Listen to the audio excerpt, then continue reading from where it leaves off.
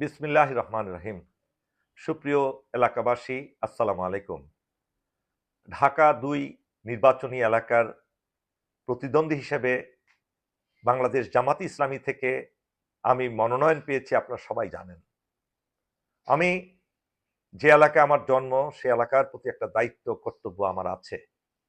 সে থেকেই আমি যখন বুঝতে শুরু করলাম, আমার জীবনের শুরু থেকেই কিন্তু আমি কেরানীগঞ্জের মানুষকে ভালোবাসি। এলাকার লোকদের সাথে আমার উঠবস, সবাই আপনারা আমাকে চেনেন, জানেন।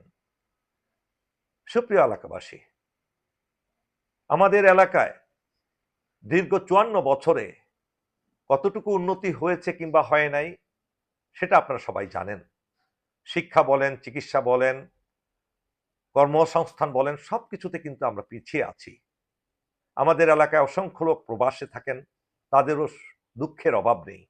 সব মিলিয়ে কেরানীগঞ্জের অনেক কিছু করার জন্য অবকাশ আছে। সেই স্পৃহা নিয়ে, সেই ইচ্ছা নিয়ে আমি আপনাদের জন্য প্রতিদ্বন্দ্বিতায় নেমেছি ঢাকা-২ আসনে। সাভারের ৩টি ইউনিয়ন এবং কেরানীগঞ্জের ৭টি ইউনিয়ন, বিশাল এক জনপদ। এই জনপদের দায়িত্ব অত্যন্ত কঠিন। আমি চাই যে আপনারা এই এলাকার নিজেরাই নিজেদের এলাকা গঠন করবেন, শুধু আমি নেতৃত্ব দিব মাত্র। এখানে একটি কথা বলে রাখি, এই নির্বাচনটি কিন্তু একটি সাধারণ নির্বাচন নয়। ৩৬ জুলাইয়ের আন্দোলন যদি সফল না হতো, এই নির্বাচন কখনো হতো না। আমি কিন্তু সেই ৩৬ জুলাইয়ের একজন অগ্রগামী সৈনিক, নেতৃত্ব দিয়েছি, আপনারা জানেন। এই নির্বাচন যদি আমরা ৩৬ জুলাইয়ের চেতনাকে বাস্তবায়ন করতে চাই, তাহলে অবশ্যই আপনাদেরকে ৩৬ জুলাইয়ের আন্দোলনের যারা শরিক ছিলেন, এই চেতনা ধারণ করেন, সেটা তাদেরকে আপনাকে নির্বাচিত করতে হবে। সুপ্রিয় দর্শক, আমার সাথে আমার প্রতিদ্বন্দ্বী হলেন আমারই শ্রদ্ধেয় এক ভাই আমানুল্লাহ আমান। তিনি পূর্বে ৩ বার এমপি হয়েছিলেন, মন্ত্রী হয়েছিলেন, এবং তার সাথে আমার সুসম্পর্ক সব সময় ছিল। তিনি মন্ত্রী থাকাকালীন তাকে আমি অনেকভাবে সহযোগিতা করেছি, সেটা তিনি ভুলেননি।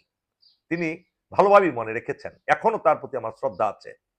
আমি আশা করি আমান ভাই তার মহত্ব দিয়ে, তার ভালোবাসা দিয়ে আমাকে বরণ করে নেবেন, তারই একজন প্রতিদ্বন্দ্বী হিসাবে, প্রতিপক্ষ হিসাবে নয়।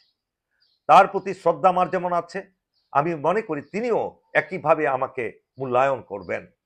তিনি যদি নির্বাচিত হন, আমি সবার আগে তাকে ফুল দিয়ে বরণ করে নিব।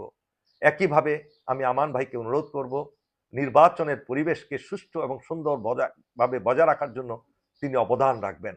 কেননা গণতান্ত্রিক পরিবেশ একটা পরিবেশ, এমন একটা পরিবেশ যে পরিবেশে সবাই যার যার ভোটাধিকার প্রয়োগ করতে পারবে নির্বিবাদে। তিনি সেই সহযোগিতা এলাকাবাসীকে করবেন তার অভিজ্ঞতা দিয়ে। আমি আবারও তাকে শ্রদ্ধা জানাই।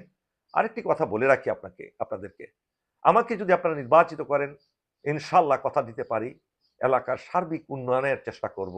প্রথমত দুর্নীতি জিরো টলারেন্স হবে, একই সাথে মাদক ব্যবসা বন্ধ হবে, চাঁদাবাজি বন্ধ হবে, ভূমিদস্যুতা বন্ধ হবে, এলাকার শিক্ষা ব্যবস্থার উন্নয়ন হবে, চিকিৎসা ব্যবস্থার উন্নয়ন হবে।